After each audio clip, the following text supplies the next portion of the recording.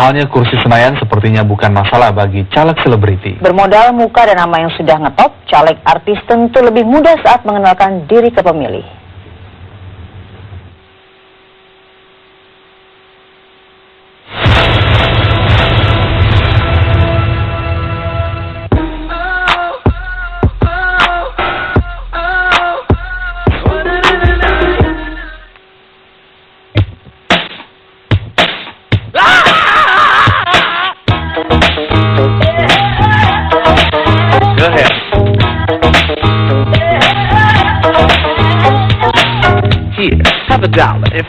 Mahalnya kursi Senayan sepertinya bukan masalah bagi caleg selebriti.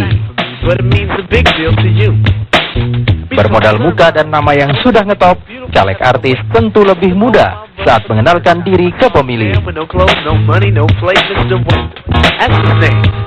Memang, dari hasil riset berbagai lembaga, biaya kampanye caleg selebriti terhitung jauh lebih murah dibandingkan kontestan Senayan lainnya.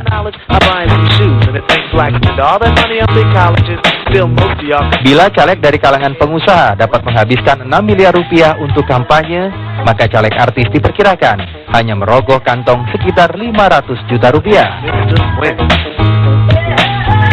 Bahkan ada selebriti yang cuma menghabiskan 250 juta rupiah.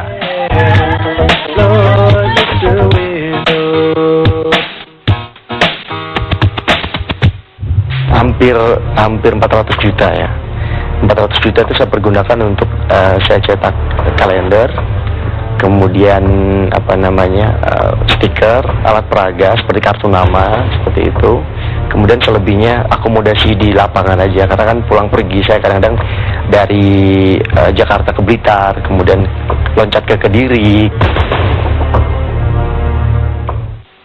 Berapa dana itu kebutuhannya? Ya ada. Nominalnya aja nih boleh. Ya kan waktu itu sempat diangkat di TV kan, oleh TV One juga. Ya waktu itu kan sudah sempat di kan. Ya ada lah gitu Pak. Kalau saya pribadi memang sudah menganggarkan untuk pencalekan ini sekian gitu. Jadi nggak lebih dari itu. Gitu. Jadi saya juga nggak muluk-muluk gitu, karena memang saya pencalekan ini nggak menghalalkan segala cara.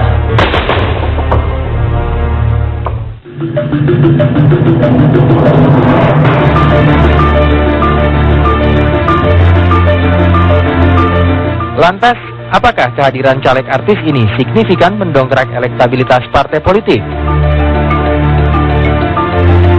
Lalu, bagaimana dengan tingkat keterpilihan para pelakon layar kaca ini? Survei Poltreck Institute akhir Januari 2014 lalu menghasilkan kabar tidak menyenangkan. Jajak pendapat lembaga survei ini menunjukkan caleg artis tidak selalu dipilih publik. Caleg selebriti hanya dipilih 16,8% rakyat di tanah air.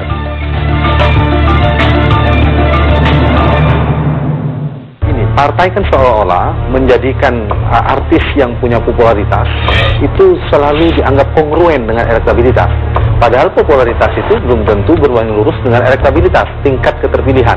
Saya punya data 2009 ya, 60 orang caleg dari kalangan artis selebritis nasional kita, itu yang lolos hanya 17, minus 1, Angelina Sondakh, sekarang tinggal 16 di DPR.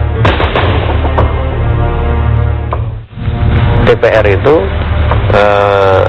anggota legislatif yang berlatar belakang public figure itu juga tidak kalah berkualitas.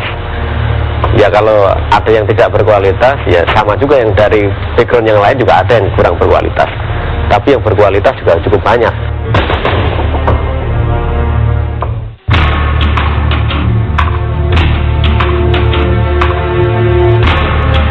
Memang tidak sedikit penggiat politik yang nyinyir dengan kehadiran caleg artis. Ada yang menilai parpol gagal menghasilkan kader, sehingga harus merekrut pesohor hiburan. Ada pula yang menyebut caleg artis hanya jadi pengisi kursi Senayan. Sebab kehadirannya di gedung Dewan tidak akan membawa perubahan apapun. Kini mampukah para caleg artis menepis suara minus itu? Karena jangan sampai panggung Senayan menjadi lokasi syuting baru, hanya jadi tempat kumpul dan beradu akting.